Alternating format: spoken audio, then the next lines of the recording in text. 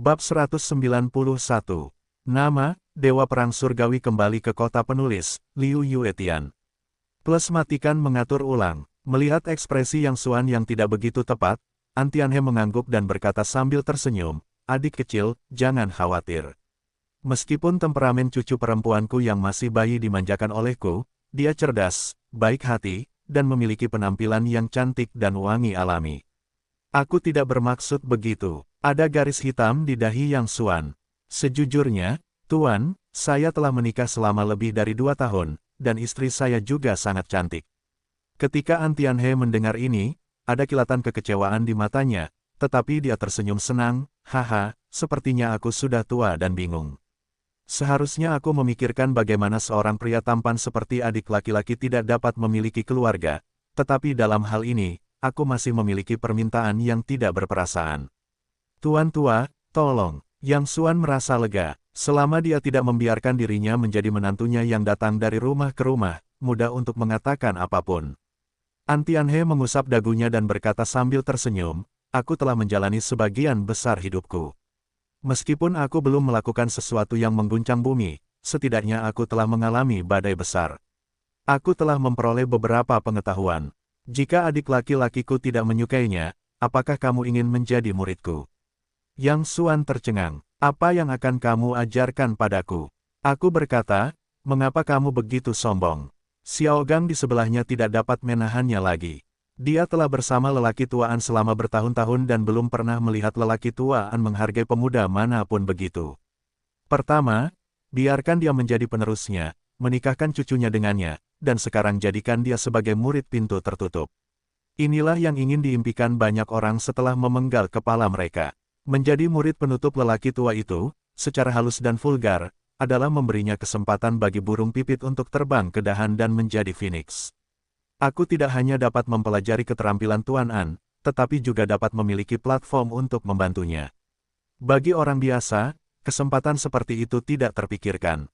"Xiao Gang, jangan lancang," tegur lelaki Tua An, tetapi tanpa amarah. Dia tetap tersenyum pada Yang Xuan, "Yang jelas, aku bisa mengajarimu cara menjadi seorang guru, jadi bisakah kau mengerti?" "Tidak, maksudku." Yang Xuan tidak tahu bagaimana menjelaskannya, tetapi dia tidak ingin memenuhi kebaikan lelaki tua itu. "Adik kecil, aku punya sesuatu. Tolong lihat." "Xiao Gang, ambil pedangku." An Tianhe tersenyum. Xiao Gang buru-buru mengambil pedang panjang dengan warna yang sederhana. Guru An memegang pedang itu dengan satu tangan dan berkata sambil tersenyum, "Adik kecil, apakah kau bisa mengenalinya?" Yang Xuan bingung. Dia tidak tahu apa yang diinginkan pihak lain. Dia mengangguk dan berkata, "Ini seharusnya pedang."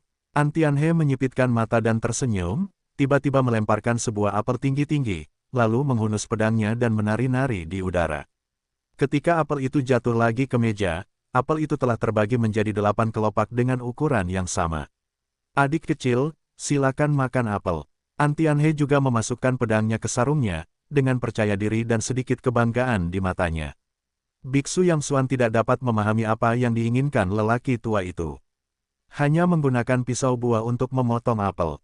Mengapa Anda membuang begitu banyak energi?" "Terima kasih." Yang Xuan tidak ingin memenuhi kebaikan lelaki tua itu. Dia mengambil sebuah apel dan menggigitnya. "Bagaimana perasaanmu, adik kecil?" An Tianhe tersenyum, merasa Yang Xuan benar-benar bingung. Apalagi yang bisa dia rasakan saat memakan apel. "Apakah Anda harus menulis ringkasan untuk memakan apel di rumah mereka?" "Oh, apel ini sangat manis." Yang Xuan membuang-buang energinya untuk waktu yang lama dan hanya dapat memahami kata-kata ini. Melihat wajah pihak lain menjadi sedikit aneh, dia dengan cepat menambahkan, "Dan ada banyak jus. Itu pasti apel yang bagus." "Sudah kubilang, apakah ada yang salah dengan matamu?" Xiao Gang di sebelahnya tidak bisa berkata-kata. Awalnya, dia juga merasa bahwa pemuda itu berbicara dengan cara yang luar biasa, tetapi sekarang tampaknya dia meragukan apakah lelaki itu memiliki masalah otak. "Tidakkah kau lihat bahwa apel itu dipotong menjadi 8 bagian oleh pedang Tuan An?" Xiao Gang tidak dapat menahan diri untuk berteriak. Yang Xuan sedikit tertegun dan tiba-tiba menyadari bahwa apa yang dia katakan adalah ini. Dia juga merenungkan bahwa ini adalah dunia orang-orang biasa. Sangat hebat untuk dapat membelah apel menjadi kelopak berukuran sama dengan beberapa pedang di udara. Tetapi bagi seorang ahli top sejati seperti Yang Xuan, hal seperti itu bahkan bukan pediatri, jadi aku tidak bereaksi sekarang. Wow, itu hebat. Yang Xuan memberikan pujian yang berlebihan. Dia benar-benar tidak ingin mengecewakan lelaki tua yang penyayang dan ramah itu. An Tianhe tersenyum senang dan berkata, selain menjadi seorang pengusaha, aku juga memiliki sedikit keahlian dalam ilmu pedang. Adik kecil, apakah kau ingin belajar? Ya, terutama, hebat. Sekarang, apakah kau ingin menjadi muridku? Ya, dengan senang hati. Tidak peduli apa yang dikatakan lelaki tua itu saat ini, Yang Xuan harus mengikuti satu sama lain. Dia memiliki kesan yang sangat baik tentang lelaki tua itu. Dia merasa bahwa lelaki tua itu sangat dekat, yang membuatnya merasa seperti berhadapan dengan kerabatnya. Bagi Yang Xuan, seorang yatim piatu yang tidak tahu siapa orang tuanya sejak lahir, kasih sayang keluarga selalu di luar jangkauannya.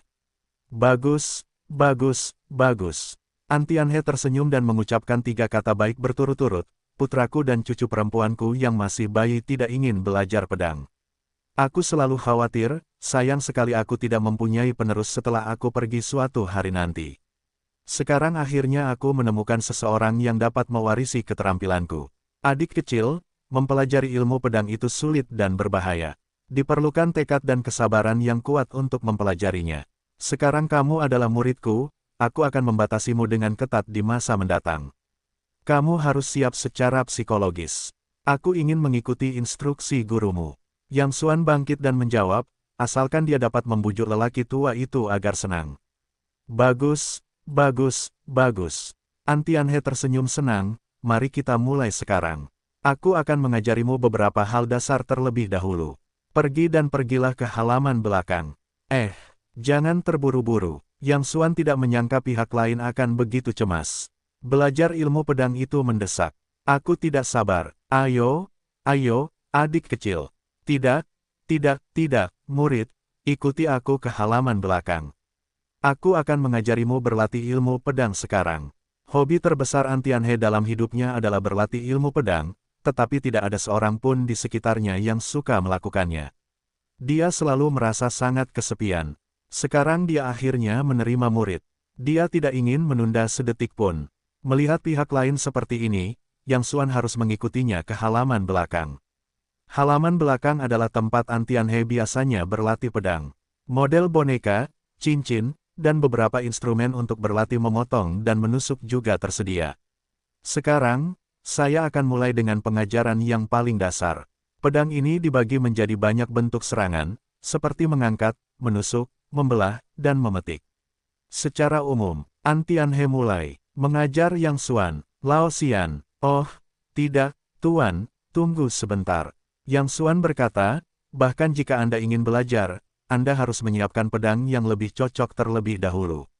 Bagaimana dengan ini? Setelah beberapa saat, saya akan menemukan pedang yang bagus terlebih dahulu dan kemudian mempelajarinya.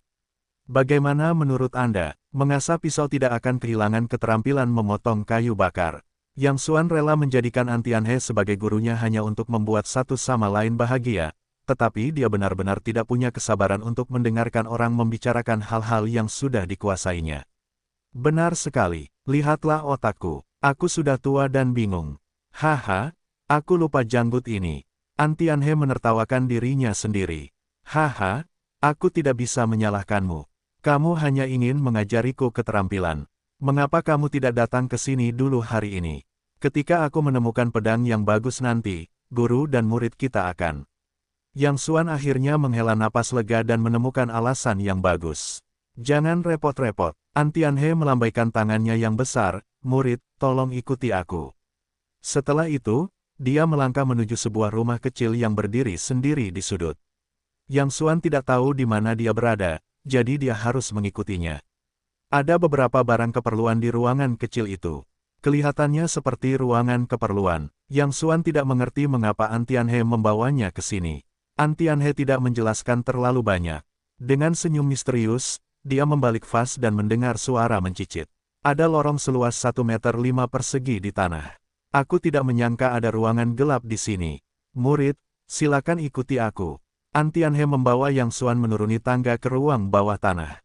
Ketika lampu menyala, Yang Xuan menemukan bahwa itu adalah ruang persembunyian pedang, dengan berbagai macam pedang panjang tergantung di dinding di sekitarnya. Ini adalah paviliun penyimpanan pedangku. Aku tidak mengizinkan orang biasa masuk. Pedang-pedang ini telah kukumpulkan selama puluhan tahun.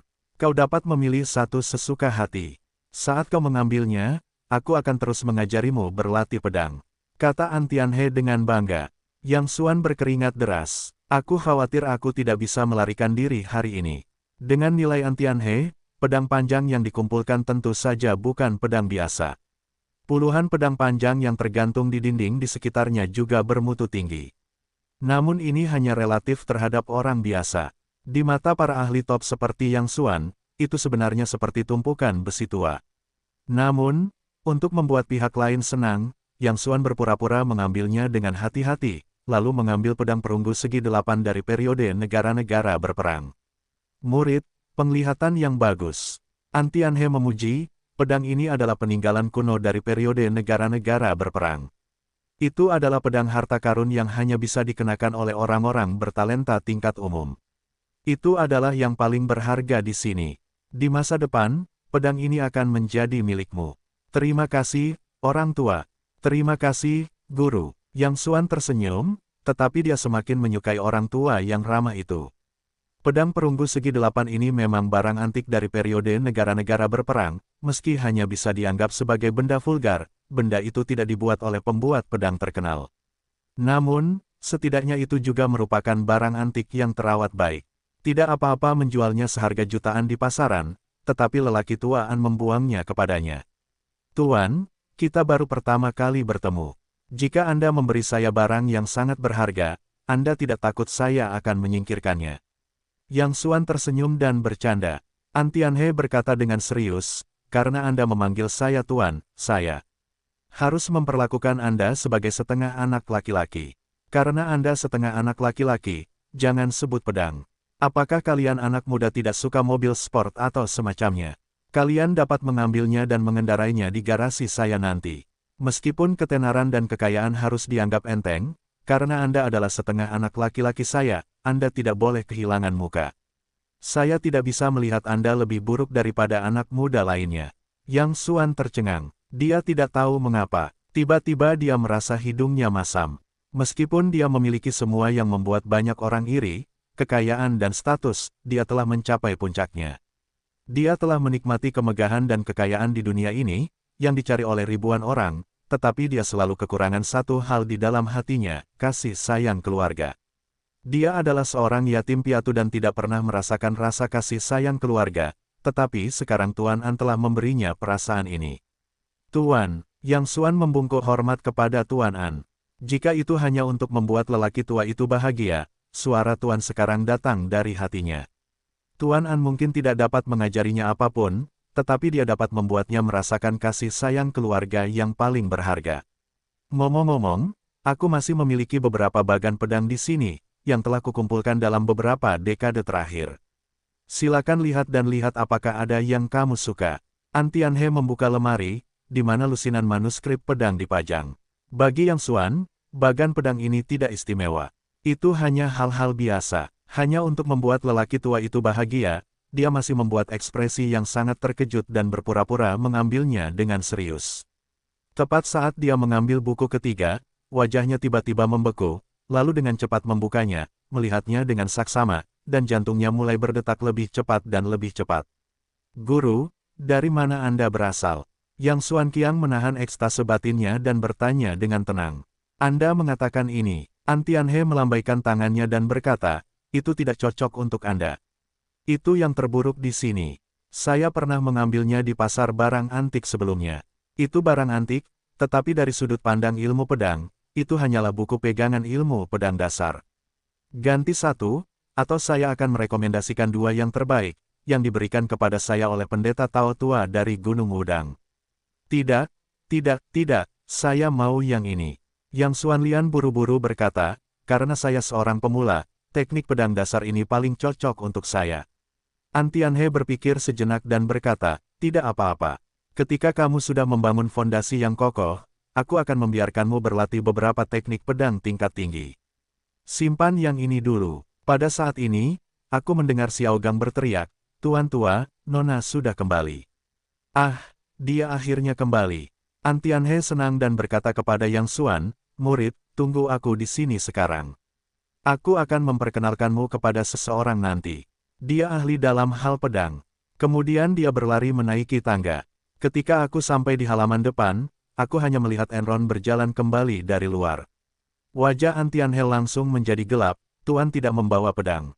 Silakan kembali. Enron berkata, silakan kembali. Baru saja aku membawanya ke pintu dan membiarkannya masuk sendiri. Mengapa? Anak itu menyelinap pergi. Lancang. An Tianhe berteriak, sudah berapa kali aku katakan kepadamu untuk tidak berbicara tidak baik kepada Jianzun. Apa maksudmu kamu membawanya ke pintu tadi?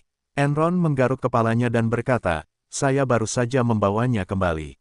Tepat di pintu, salah satu teman perempuan saya menelepon dan mengatakan bahwa dia ditipu oleh pacarnya. Saya bergegas untuk mencabik-cabik pria brengsek itu dan membiarkannya masuk sendiri. Mengapa dia tidak datang? An Tianhe lama sekali berpikir logis, maksudmu, kamu sudah mengundangnya, tetapi kamu meninggalkannya di depan pintu. Ya, kata Enron dengan acuh tak acuh, kamu tidak tahu betapa menyebalkannya bajingan itu. Sahabatku menangis. Aku paling membenci bajingan itu dalam hidupku. Aku pernah merobek tangannya, tetapi tidak bisa disembuhkan. Kakek, lain kali kamu biarkan Xiao Gang mengikutiku dan menghajar bajingan itu. Enron terus-menerus bercerita tentang bagaimana dia baru saja mencabik-cabik bajingan itu, tetapi dia tidak menyadari bahwa wajah An Tianhe sangat muram. Orang kepercayaan, bajingan, benar-benar kacau. Diam, An Tianhe meraung keras, dan seluruh tubuhnya gemetar karena marah. Apakah kamu tahu kesalahan apa yang telah kamu buat? Berlututlah untukku, kakek. Aku akan membuatmu berlutut. An Tianhe benar-benar marah kali ini. Tampaknya cucu perempuannya yang berharga dimanjakan olehnya. Dia berbicara kasar kepada Jianzun, dan melempar Jianzun ke pintu untuk beberapa hal yang berantakan. Meskipun Enron biasanya dimanja oleh An Tianhe, dia akan tetap merasa takut ketika kakeknya benar-benar marah. Kakek, Enron harus berlutut. Ini adalah kedua kalinya dalam ingatannya bahwa kakeknya begitu marah padanya. Pertama kali adalah ketika ibunya meninggal ketika dia berusia 7 tahun. Sepertinya aku sudah sangat terbiasa denganmu. Apakah kamu tahu seberapa besar kesalahan yang telah kamu buat?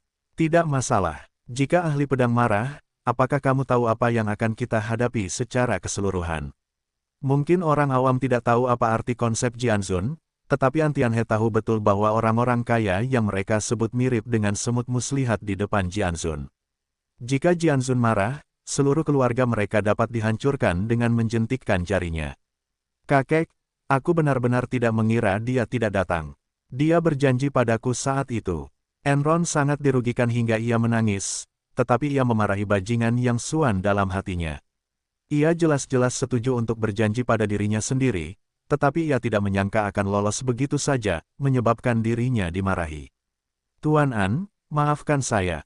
Saya terlambat. Ada kemacetan lalu lintas. Pada saat ini, seorang pria parubaya dengan keranjang perkakas bergegas ke sisi ini. An Tianhe menatap pria itu dan bertanya-tanya, Anda. Pria parubaya itu berkata, Anda memberitahu pemilik toko kami hari ini untuk meminta tukang kebun datang dan membantu. Saya benar-benar minta maaf. Ada kemacetan lalu lintas di jalan. Tolong jangan tersinggung, atau saya tidak akan menagih Anda untuk pekerjaan ini hari ini dan memberikannya kepada Anda secara cuma-cuma. Anda bilang Anda seorang tukang kebun.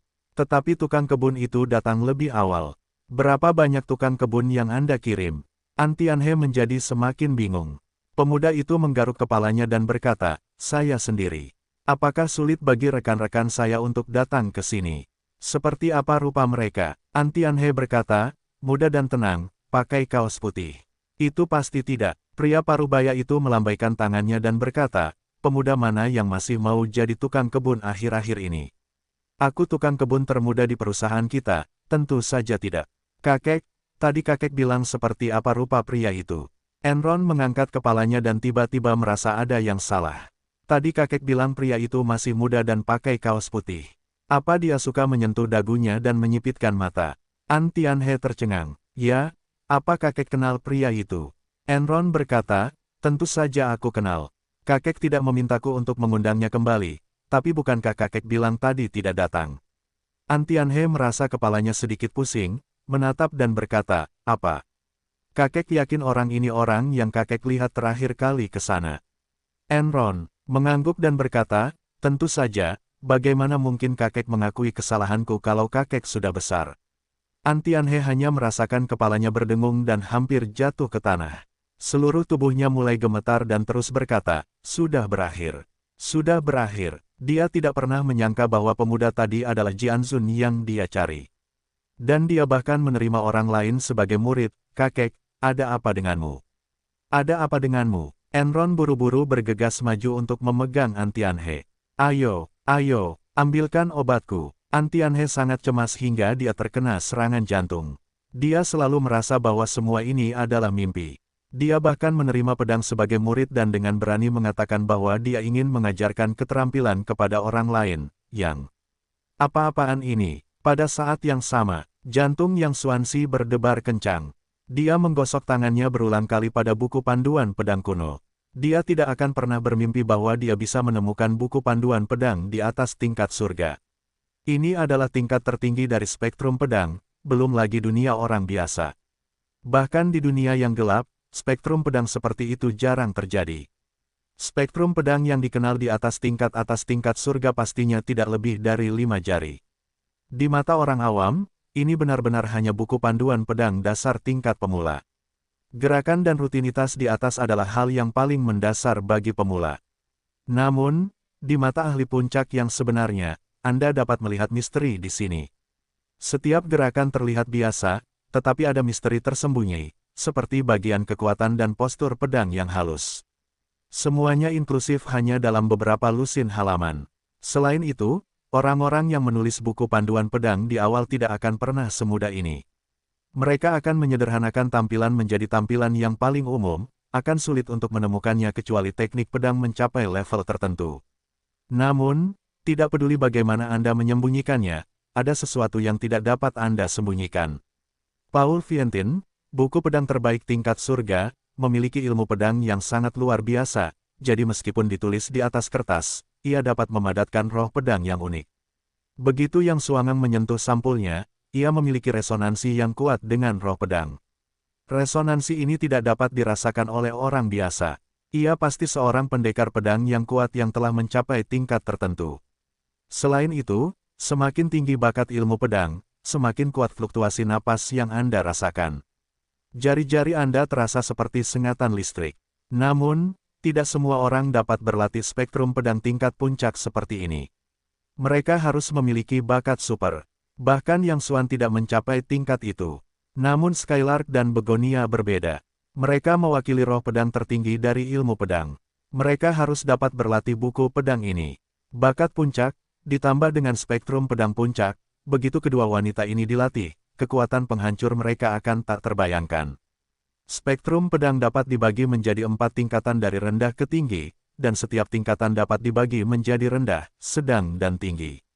Spektrum pedang yang dapat mencapai level-level surga, bahkan level terendah dari level surga, sudah cukup bagi banyak orang untuk mengikat kepala mereka dengan celana dan ikat pinggang untuk bertarung.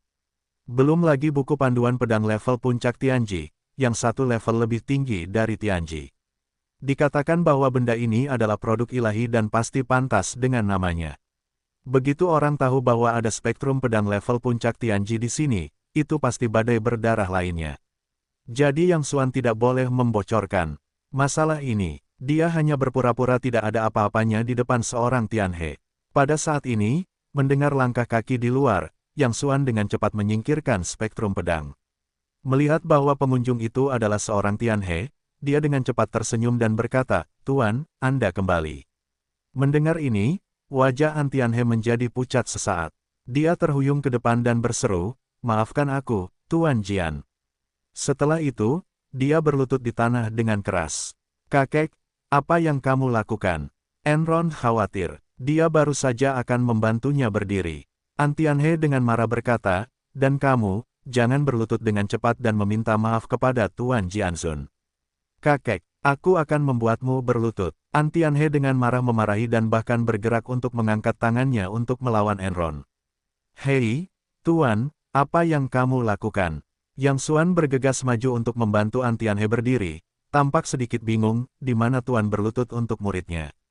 Aku tidak tahan melihatmu berlutut. Jangan menggodaku, Tuan Jian. Antianhe berkata dengan wajah sedih, aku tidak punya mata. Aku tidak mengenalimu sebagai Tuan Jianzun. Aku masih melakukan hal yang berbahaya seperti itu. Tolong hukum Tuan Jianzun. Yang Xuan tertegun dan bertanya apa yang terjadi pada Enron di sebelahnya. Setelah mendengarkan cerita Enron dari awal hingga akhir, Yang Xuan tiba-tiba menyadari bahwa dia tidak bisa tertawa atau menangis. Tuan, bangunlah dulu. Ayo keluar dan bicarakan apa saja. Awalnya, Yang Xuan tidak begitu mengerti, dan dia tidak tahu mengapa Antianhe tiba-tiba melakukan ini padanya, dan dia menyebut dirinya dengan hormat pedang di mulutnya. Sekarang, mendengar apa yang dikatakan Enron, dia mungkin menebak bahwa Jianzun pastilah nama orang biasa yang telah berlatih ilmu pedang hingga tingkat tertentu. Pada saat yang sama, dia diam-diam menyalahkan dirinya sendiri atas penampilannya yang menonjol di Jalan Guoshu hari itu, yang menyebabkannya mendapat masalah seperti itu. Beberapa orang datang ke ruang tamu. Antianhe harus membiarkan Yang Xuan duduk di meja tuan rumah, tetapi dia berdiri gemetar di sampingnya. Dia tetap menolak untuk duduk. Dia terus berbicara tentang hormat pedang dan pengampunan. Yang Xuan tidak bisa tertawa atau menangis, dan tidak tahu harus berbuat apa. Tuan An, bisakah Anda mendengarkan saya dulu? Jangan menyela, oke. Setiap kali Yang Xuan berbicara, Antianhe akan langsung menyela dan terus berusaha membuat Yang Xuan memaafkan dirinya sendiri. Tuan Jian, tolong beritahu saya. Jika Anda punya perintah, saya akan melakukan yang terbaik. Antianhe dengan hormat berkata bahwa baginya, alam Jianzun bagaikan dewa. Karena dia berbicara dengan para dewa, dia tentu harus bersikap terhadap para dewa. Selama dia ingat bahwa dia tidak tahu malu menerima pedang sebagai muridnya tadi, wajahnya malu dan bingung, dan hatinya dipenuhi dengan ketakutan yang tak berujung. Tuan, saya benar-benar tidak bermaksud mempermainkan Anda. Saya menghormati Anda dari lubuk hati saya yang terdalam. Jangan menggodaku lagi, Tuan Jian. Hatiku sudah tidak tahan lagi. Mendengar ini, Antianhe akan berlutut lagi. Yang Xuanxi tidak tahu harus berbuat apa. Dia tidak bisa menahan diri untuk berkata dengan suara yang dalam, bisakah kamu berhenti menyela dan dengarkan aku dulu. Hal ini membuat Antianhe ketakutan, jadi dia berdiri gemetar dan tidak berani berkata lebih banyak. Aku memang berlatih ilmu pedang. Dibandingkan denganmu, aku mungkin ahli di tingkat tertentu, tapi kenapa? Tidak peduli seberapa baik aku berlatih ilmu pedang, aku pasti manusia dengan darah dan daging. Bahkan jika aku seperti yang kamu katakan. Oh, Jianzun, kenapa? Itu hanya gelar. Siapa yang menetapkan bahwa Jianzun tidak dapat dianggap sebagai guru? Kemudian Yang Xuan berhenti sebentar. Setelah menghela napas panjang, dia menatap Antianhe dan berkata dengan sungguh-sungguh, Guru, aku memujamu sebagai guru. Aku benar-benar tidak punya tempat untuk bermain denganmu. Mungkin aku berlatih pedang lebih baik darimu, tapi aku tidak sebaik kamu dalam banyak aspek. Saya orangnya pelin-pelan dan tidak sabaran. Hanya saja saya kurang mendapat nasihat dari seseorang tentang beberapa kekurangan dalam karakter saya, dan Anda harus banyak belajar dari saya. Jadi, mulai sekarang, saya harap Anda melupakan siapa saya, dan menganggap saya sebagai generasi muda dan murid Anda saja. Setelah itu, Yang Xuan berdiri lagi, memegang Antianhe di tangannya dan duduk di meja tuan rumah. Dia berkata sambil tersenyum, Tuan, silakan duduk, dan murid akan menuangkan teh untuk Anda. Antianhe sudah menangis terseduh-seduh dan mengucapkan 3 patah kata yang bagus di mulutnya. Jika saya bisa mengenal Anda dalam hidup saya, bahkan jika saya masuk neraka di detik berikutnya, tulang tua saya bernilai ribuan dolar. Namun, saya tidak berani menerima Anda sebagai murid.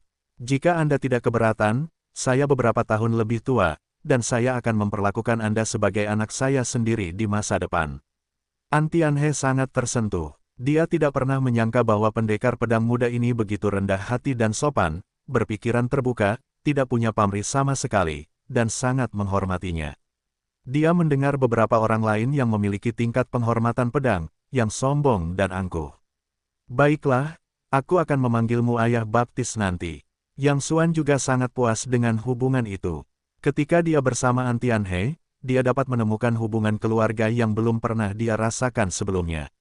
Jika ada anggota keluarga seperti itu di dunia, Yang Xuan secara alami menginginkannya. Bagus, bagus, bagus. An Tianhe sangat gembira sehingga dia dengan cepat mengatur meja berisi hidangan di dapur. Ketiganya duduk mengelilingi meja dengan gembira. Keluarga tidak begitu sibuk untuk waktu yang lama. An Tianhe terharu dan berkata, ini akan menjadi rumahmu di masa depan. Aku akan memberimu kuncinya nanti. Datanglah kapanpun kamu mau, seperti rumahmu sendiri, dan kamu harus sering datang. Yang Xuan bertanya-tanya, apakah kamu makan sendirian sebelumnya?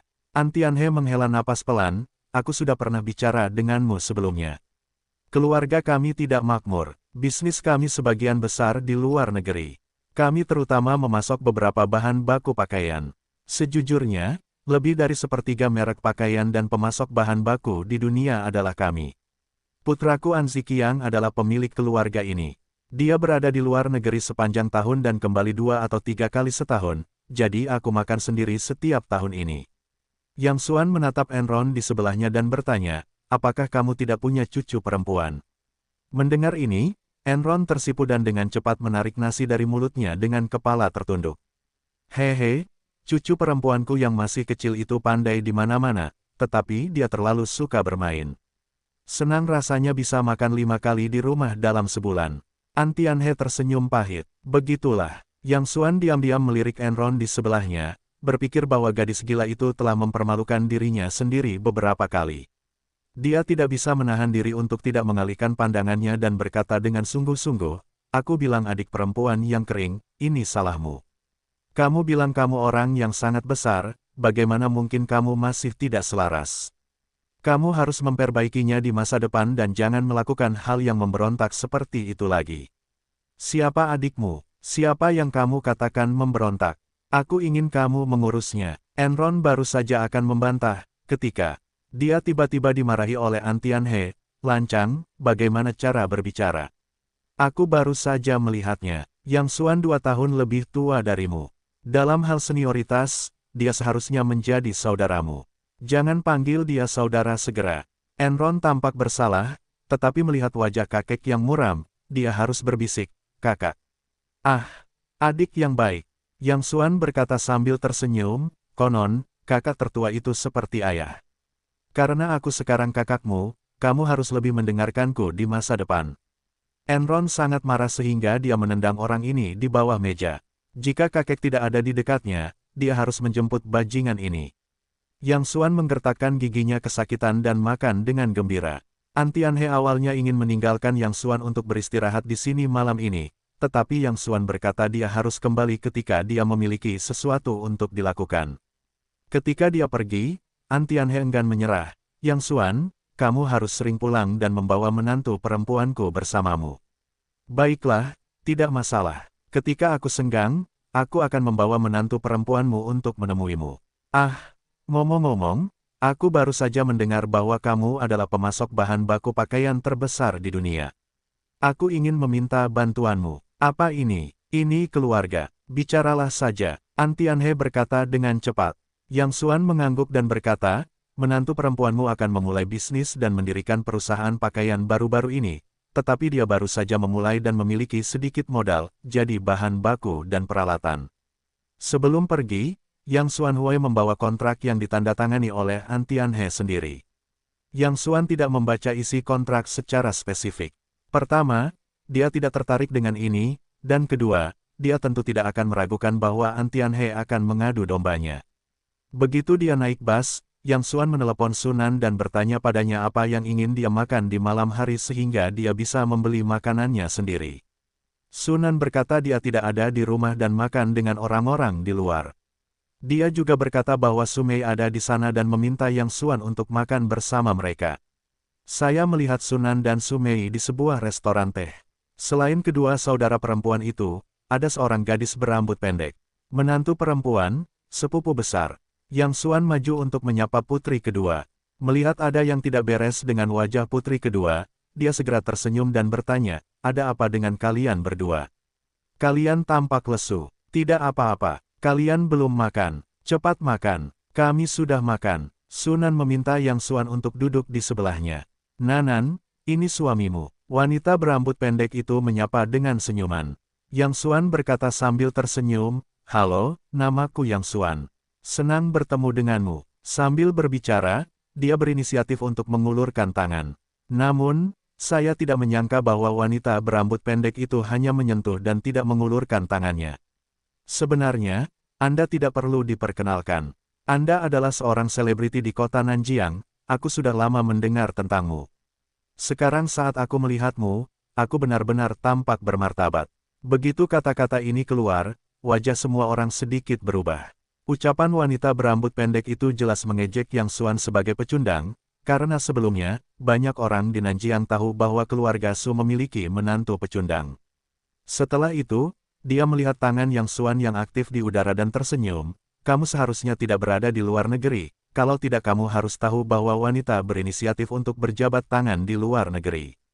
Jika pria yang berinisiatif, itu adalah perilaku yang tidak sopan. Baiklah, Zhang Miao, ini adalah hal-hal asing. Ada orang di sini, bersikaplah santai saja. Su Mei di sebelahnya tampak sedikit tidak senang. Dia tersenyum pada Yang Xuan, ini adalah teman sekelas SMA-ku, Zhang Miao, yang baru-baru ini tinggal di luar negeri. Jadi banyak tempat lebih condong ke sisi itu.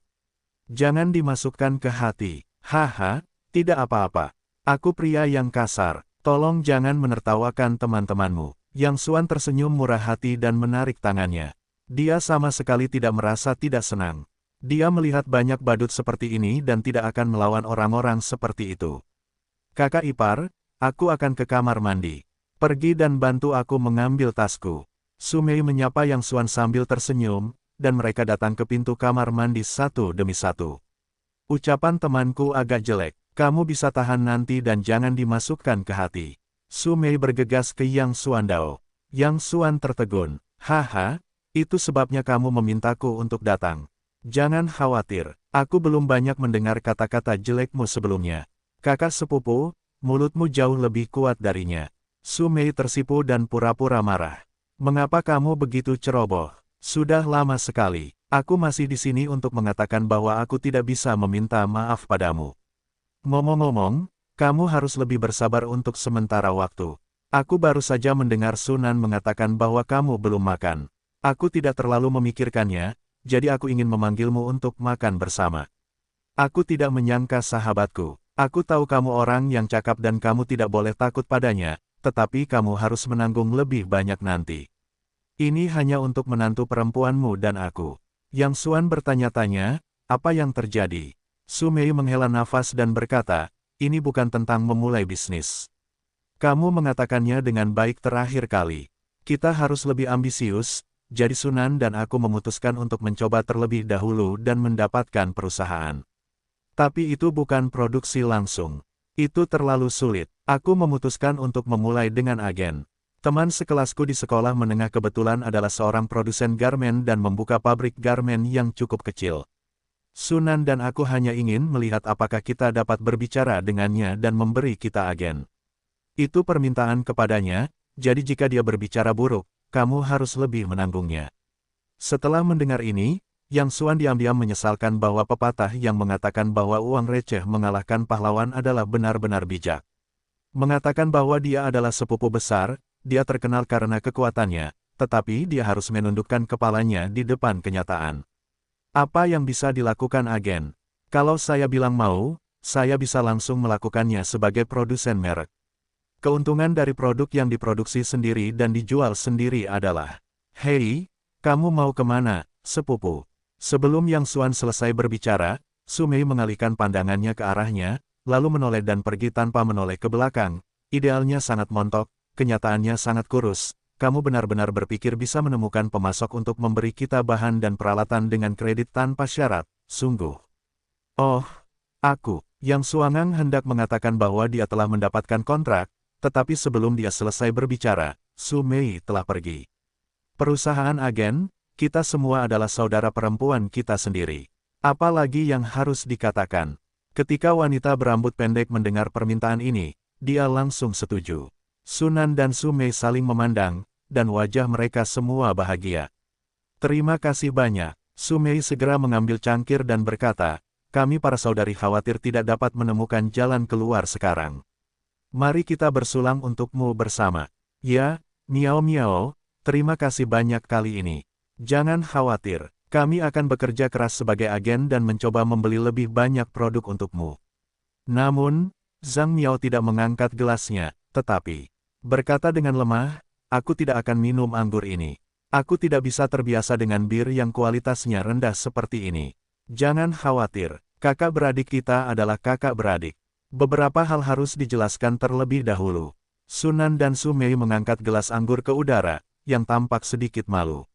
Su Mei tersenyum, kalau begitu, izinkan aku membuat pernyataan dengan sepupuku terlebih dahulu. Jika kamu membantu kami kali ini, kami harus berterima kasih. Jadi biaya agensi tahunan diberikan kepadamu sesuai dengan 40% dari omset. Bagaimana menurutmu? Biaya agensi sebesar 40% sudah sangat tinggi, dan agensi umum hanya sekitar 20%. Su Mei benar-benar mengatakan ini untuk berterima kasih kepada Zhang Miao. 40%. Mata Zhang Miao membelalak dalam sekejap. Sunan mengangguk dan berkata sambil tersenyum, ya, 40%. Kamu telah banyak membantu kami kali ini. Kami harus memberi lebih banyak. Zhang Miao menatap mereka sebentar dengan tatapan aneh, lalu tiba-tiba tertawa terbahak-bahak. Aku bilang bagaimana menurutmu? 40%. Itu bukan cara yang baik untuk melamun di siang hari.